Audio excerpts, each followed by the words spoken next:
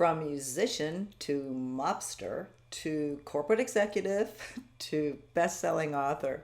Tune in today for an amazing story on recreating your life after 50.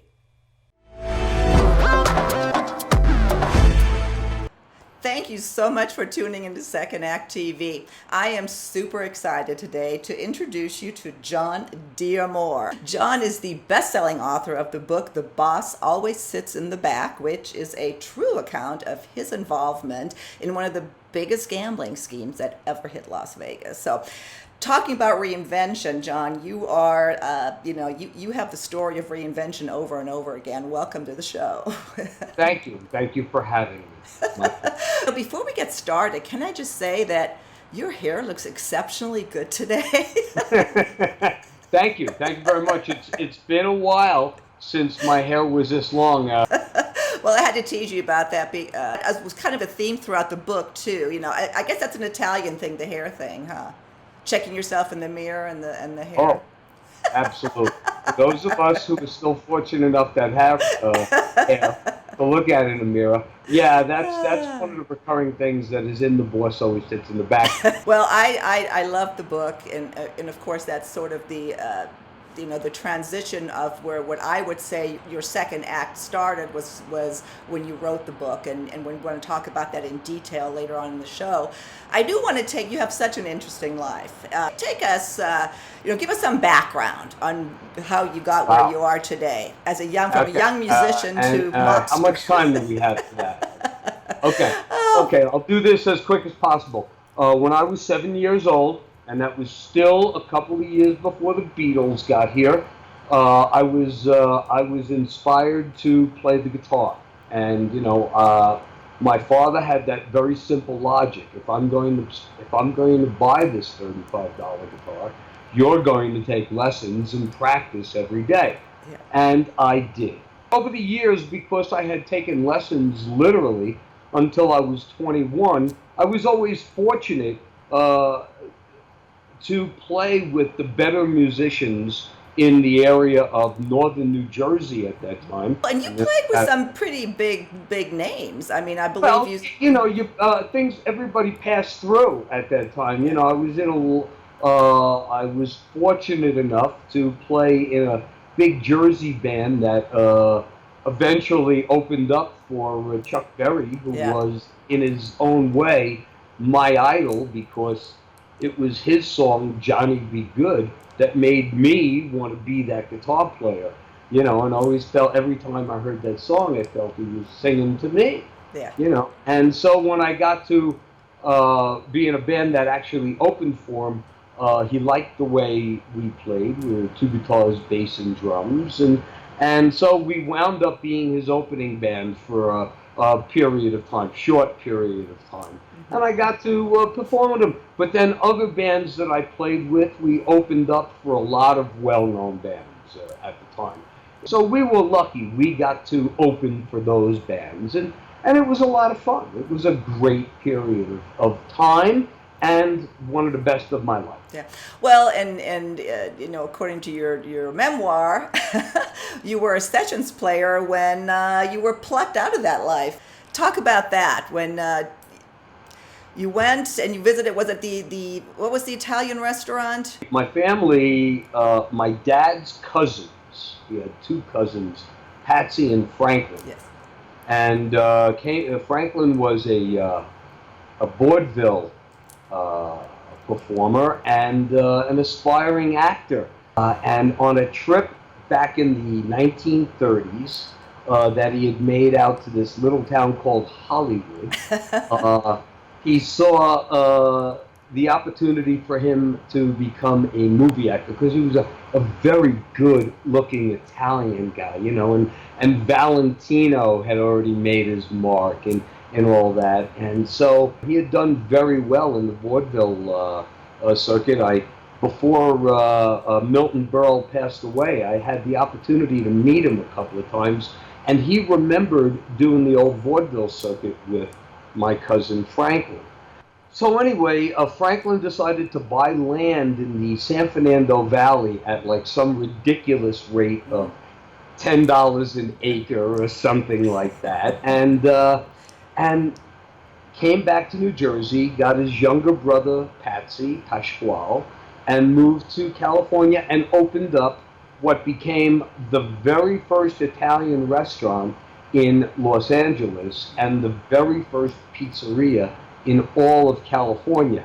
And then several years later, after becoming friends with Frank Sinatra and having all of the East Coast Italian guys hanging out at the restaurant, they opened up the Villa Capri, which became a very famous restaurant. Yes. Well, that's still there, isn't it? No, unfortunately, the Villa Capri closed in 1982. That part of Hollywood at that time became very unsavory. Okay. What does exist is they also opened up in the farmers market in Hollywood Patsy D'Amore's Pizzeria. Okay, Since that's what I'm thinking of. 1949, Mm-hmm. that is still there, Okay. and Patsy's daughter runs it, so it's still owned by the family. That's a wonderful thing. And Patsy passed away. So my family back in New Jersey, which, as you can guess by now, folks, was connected, and my family asked me to go to, because I was actually doing a session in San Francisco, they asked me to fly down to LA to represent the family. The family. And so I did, because I loved Patsy anyway. So while I was there, my godfather and my oldest cousin, same person, got me on the phone, and he said, look, your 22nd birthday is coming up in a couple of weeks. Why don't you meet me in Las Vegas, and I'll give you a 22nd birthday you'll never forget. And all I could say is, he gave me a 22nd birthday, and the following handful of days that I never forgot, Yeah. and it was the basis of me writing The Boss Always Sits in the Back. John, you Did know I what? transition to that very well? Did Yes, you like exactly. Absolutely. And you know what? Let's take a quick break. And when we come back, I want to get into that incredible story, which, I mean, I read it in like 2 days. I was totally hooked on it. And anybody that wants the book, we do have the link in our video description. So make sure you go and click on it. And we'll see you back in just a second with Jon D'Amore. I'm laughing because he had to cue me on the, I was trying to do the Italian, but it didn't work. So we'll see you in a second. There you go.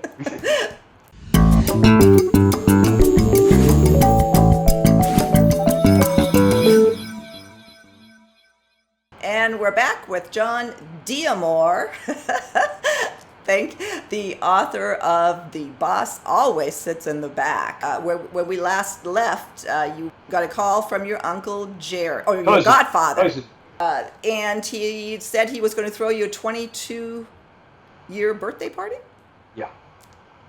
Yes. And, take it from there. And so I got to Vegas, at the time in 1975, the newest of the hotel casinos was the original MGM Grand. It was magnificent, and what made it famous was that, unlike any other casino at the time, it had a football field of gambling. It was 100 yards long of gambling tables. It wasn't all slot machines and 5 gambling tables. It was all gambling tables. It was wonderful. And especially for a 22-year-old kid who had never been to Vegas alone before, So here I am, and he gives me this suite at the MGM. I wind up having the most unbelievable dinner, 22nd birthday dinner, with a bunch of other guys that I knew from Jersey and some guys who I didn't. Complete with showgirls who arrived with the birthday cake, who sat on my leg with with their little skimpy little outfits on. It was wonderful. It was the first time I drank Dom Perignon champagne. Yeah. Were you aware, John? Were you aware at that time? I knew he was part of a thing that we didn't talk about in the family. Okay. So I knew you my never. father was part of it by Because that you were on the time, too. fringe of the whole mafia family. I was just, you got to remember, A, music was my life. Yeah. B, my hair was longer than it was now until I was told to come to Vegas. And I had to get it short, much shorter than it is right now. Yeah, but this is really your first introduction to sort of what the family did. Yeah, and you got to remember, at this point, being given the hotel suite, Yes. being given the airline ticket for free, Yes. being told that my room is free, and everything I want to do, food, drinks, shows, all comped by the hotel, I didn't get it. And then he tells me, okay, and we're also going to give you a $25,000 credit line. Okay. Okay. And then he tells me shows me over the next couple of days, because I lost it all, don't worry about it. You did fine. Well, of course, I didn't know for for a day or two that I was part of something greater than just being able to lose 25 grand. Well, and the scam, if you will, was the pass line and the no pass. You had like hedging bets or something. That, I mean, I'm not a craps player. My brother-in-law is a big craps player. I'm going to so get him the book. He is going to love this. Love it. I guess what maybe some of the viewers would really kind of think this is fun, but what was the scam and why can't you do it anymore today? Okay. Well, first of all, I'm not going to give away the scam. Oh, you're not? I'll give you an overview of what it is. But if you really want to know, go to Silky, the website. Go to the website. Yeah. And get a copy. You'll look. But anyway. Okay. What happens is, she's right. There is a pass and don't pass line. Okay? And to make it real simple, you make a bet on the pass line, the roller who rolls the dice, if that person wins, you win. If they don't win, the person who bet on the don't pass line wins. Okay? It's real simple. So, the object is, they gave me a credit line. I went to the table with no money. They gave me money. I bet the pass line, which, without, I don't want to blow it for the casinos folks, but I think they already know this. Betting the pass line is like saying, I think he's going to win. And the reason why casinos are built is because the guy don't win. Yeah. Okay? Okay, so but the people who bet with the don't pass line, they're looked at as, oh man, you're taking the easy way out. You're not gambling. But in actuality, they're betting with the house. Mm-hmm. So technically, if I bet $25,000 over 5 days, the guys who are betting against me on the don't pass line theoretically should win the money I lose. Mm-hmm. So the premise was, we now had, or not we. You hear that, government? Not we. They had the casino's money, brought it back to New Jersey, and did what they wanted to do with it. Now, you got to understand, I was one guy. 25 grand ain't going to make these guys rich. But every other weekend, 10 guys like me wound up going there, and that brought back about $200,000 every 2 weeks. Yeah, it was that fast. Guys in Jersey had for a specific amount of time before they technically had to pay it back. And that was the funny part. All the casino money from people like me who were gamblers got paid back. It's just that these guys back in New Jersey figured out a way to use their money tax-free, interest-free, for a certain number of months before they had to bring it back. And that kind of money earns a lot more money over a 5 or 6 month period. Yeah, I found it fascinating. Yeah. It was. And what's even more fascinating, okay, and what I find even funnier, and again, like I said, as I talk about this in the lectures that I do, is that here's these guys who were responsible for, over the course of their lives, hundreds of millions of dollars. And a decade ago, we had these corporate executives who have masters and bachelor degrees running corporations of America ran it into the ground. And we as Americans, of course, bailed them out, but they ran it into the ground. Can you imagine a mob guy going to the boss and go, "Oh, look, I lost $10 million. We know what happens to them. There you go. There you go. So anyway, that's my little rant. So the government found out about this, and they came up with laws. They enacted laws so that what we were doing, which was specifically done because it was fairly simple back then to get a credit line. Okay. And so they made it much more difficult to get a credit line. Believe me, folks, I apologize for that. For those of you who have to, submit a financial statement, a 1099, and put up your first child as collateral to the casinos these days. So really, what you were involved in, it affected all the gambling today. Throughout the rest of the country, you can't walk into a casino right now and have a pit boss or a casino manager pat you on the back and go, "Yeah, no problem, we'll take care of you. Give this man 25 grand. I vouch for him." Yeah. Those days are long gone. Those were the days of Dean Martin and the Rat Pack, folks. Doesn't exist anymore. Well, and you talk about in the book how at first you weren't quite sure if you wanted to do this because your musician, being the sessions player was your life. That was your profession, but you got sucked into it and you loved it. You got more excited. Know, I didn't get sucked. It wasn't like they didn't really make me any kind of offer I couldn't refuse. There were a couple of determining factors. Factor number one was not the $1,000 that they'd give you for hanging out with them for a week. The salary. Or, the money or whatever it was like that. It wasn't the hookers that you'd find in your room because you lost $5,000 that night and the casino felt bad for you.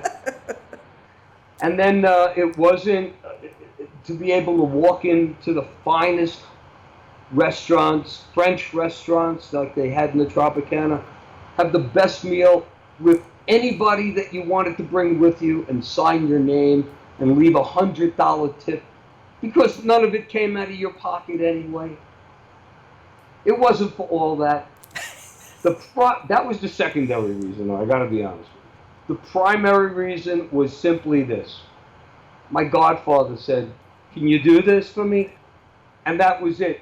I was 22, I was young, I was young. I don't want to say I was stupid. I was just maybe a little blinded by the light because it was my godfather. I knew that whatever, or at least I believed that whatever might have come down, this guy was going to save my butt. And he always said, "You just do the right thing. You listen to me, keep your mouth shut, and I'll make sure everything's all right." And he did make sure everything was all right for me. I got it. Obviously, I'm here today. A lot of those guys ain't here today. But that's what we want to talk about is how you went from there then to now. So let's take another quick break. We are talking with Jon D'Amore, the author of "The Boss Always Sits in the Back." You can get to his book at our link in the video description below, and we'll see you back in just a second.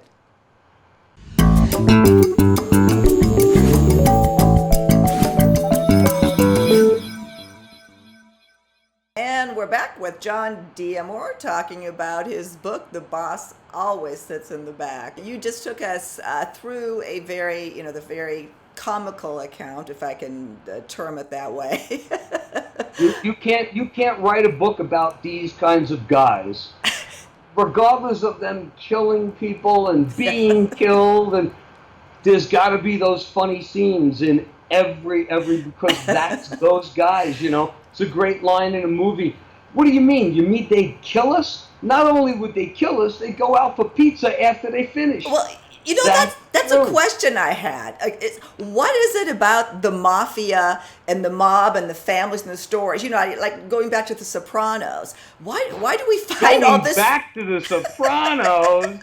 No, I mean, why do we find these so endearing? That it's because you love these people.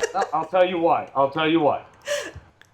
That's always been not just America has a fascination with the mob. Yes. Before the mob, America had a fascination with the local bad guy, John Dillinger, Bonnie and Clyde, Babyface Nelson, all those kinds of guys. And that was in the early 20th century. Prior to that, it was Billy the Kid and, all his ilk, Jesse James, all of those guys. And prior to that, it was Robin Hood. Yeah. It's not just Americans. Every culture has their group of guys that just ain't taking it from nobody, and they become outlaws. And and we want them to win somehow. And that's it. And also the premise is, hey, as long as I'm not involved, as long as they don't kill me. Yeah. Well, your story in your book obviously is very endearing, and I don't want to give away the whole plot and how it ends up. Obviously, it ended, and that was a major transition for you in reinventing yourself. At that point, we're talking 1985 now. And just as I had been able to take the job away from that session musician in the mid-70s who was hot as hell in the late 60s and into the early 70s, but he just wasn't cutting rock music like I was at that point. It was time for me to move on. And just like the music business, it's not often what you know, but also who you know. This is as Hollywood. And so I was very fortunate in having a friend who worked at a truck dealership, the largest Mack truck dealership east of the Mississippi at the time, and simply they gave me a chance. And within a year or two, I did well and would take a step up the ladder, and then I'd go to another company and I would do well and take a step up the ladder. And I was going to say, you really worked your way up the corporate ladder rather quickly. You became a big executive, or had a big executive role at one of the major insurance companies. Yeah, I had some decent abilities that the normal short-haired, tie-wearing, ass-kissing executive would not have. By 1999, I had realized that they wanted me to become like them. Yeah, and that's not you. No. That was, again, not me. So I got in my car, and I got on Route 80 in New Jersey, and I headed west in 1999, and I paid a visit to my godfather, who by that time was living in Las Vegas and only had a few more weeks left to live, and I said goodbye to him. And I believe now from the book, I know that you gave him tapes to record. I gave him a micro cassette recorder and several tapes. Yeah. Taught him how to use it, and I said, look, I'm going to be telling this story. I am going to write it, and I know this much, but I don't know why. You got to tell me why this person left. You got to tell me why you left New Jersey. You got to tell me why this guy was killed. Yeah. Promise obviously was made.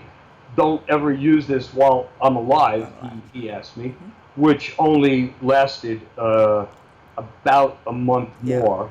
And it still took me about a year after that, maybe a little bit longer, to write the entire book. And you wrote about some pretty amazing stuff. Do you have, were you concerned about, I know you changed a lot of names, but really it's pretty... I changed everybody's name who was not a D'Amore, that's first of all. I kept everybody who was I shared the same name with. And I kept the obvious names in order to tell the hierarchy of how things went down from, say, Lucky Luciano, Charlie Luciano. You know, when I started writing the book, I was very open with all these guys. I would go back to New Jersey when I moved to LA, and I'd see them and I go, hey, you know, I'm writing this story and it's all about what we did in Vegas and blah blah blah. And I says, you're in it, and I says, but I'll tell you what, you could come up with your alias. And Oh. all of these guys who were still alive when I was writing this book all came up with their own alias, and I think that's hysterical. The funny thing is, you know, when I go back to New Jersey and I see these guys now who are in their mid to late 70s, some are in their mid 80s and stuff, you know, and you go back to Jersey, you have to see them. You know, they always ask me one question. Mm-hmm. Who's going to play me in the movie? That's so true. Well, Jon, So, we need to take another break, and I mean, it's just, you know, again, it's just terrific. The book is terrific. I urge everybody to pick it up. Go to the video link below. And when we come back, I want to hear what's next for Jon D'Amore. Now that you've recreated your life after 50 as a best-selling author. So we'll be right back.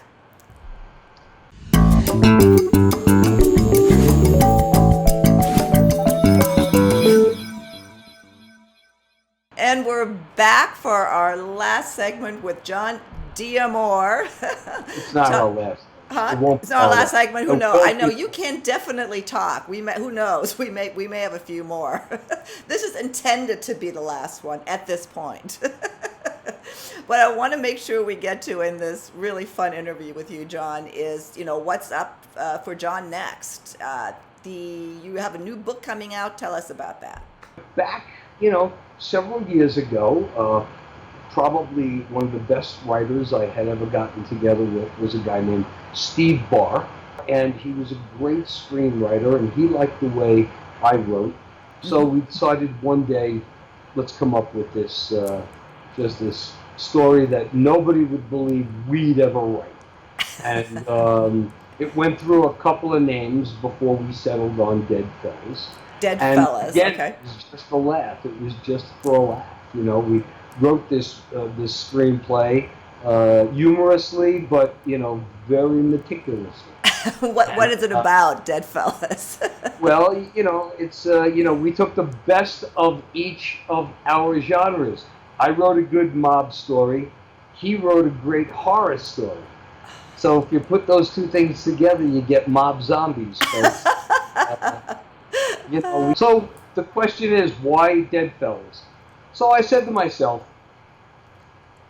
my fan base wants me to write a mob story. I can't give them the normal stuff. I got to go a little overboard. So I took out Dead Fellas and saw, you know, it takes place at a specific time, current time, New Orleans. But to tell this story in full, it needed a lot of backstory, going back to the 50s. Uh-huh. And the best part is, like, people who are like, oh no, I don't want to be about zombies and guts and all that other stuff. You know, it's like, meanwhile now they're writing back to me going, no, send me more, send me the next chapter. So good. I like it. So you're getting a really good early reception on it then. Yeah, you know, from you know, industry people that I trust. Anyway, I wrote Dead Fellas, and it's coming out soon. You'll probably be able to buy it on this site here, folks. Yay! No, we will be, of course, linking to your, you know, to the book, Dead Fellas. You know, you've just been so funny. What a what a great interview this was. You know, before we do close out though, I want to ask, what advice do you have for people, you know, our age who think they're too old to, you know, really follow their passion or recreate themselves? Get the words "I am too old" out of your lexicon. Mm-hmm. That's really the truth. Mm-hmm. Okay?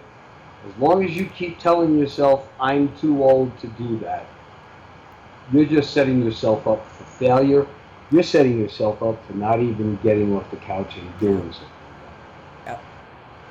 do what you love. Do what you can apply yourself to. I've taken my writing ability, and I go and I talk at schools to kids, high schools, colleges. My career has put me in locations where I can go talk to these minds that, believe me, folks, need our help as much as possible. Well, If I get your point is well taken. It's the experience you have. We all have so much to offer. We just have to kind of dig in and see what that is. every Because day. yeah, because experience, there's nothing like experience. You have more than most. And again, Jon, I just really want to thank you for being on the show today. Again, we have been talking with Jon D'Amore about his book, The Boss Always Sits in the Back, and his soon upcoming book, Debt Fellas, which will be released, shortly, and we will definitely have a link to both in the video description below. So, Jon, thank you again. I hope you'll come back on Second Act. We want to check back with you, see what's going on down the road, see how Debt Fellas is doing. I don't know if I have anything left to talk about. We covered a lot, and I think that our viewers are really going to enjoy listening to you. I hope they do. And I hope a lot of my fans out there enjoy this show. And great meeting you. You're a wonderful, wonderful person and a great interviewer. Thank you, Jon. Well, I look forward to talking to you again soon, and we'll see you next time on another episode of Second Act TV. Bye-bye.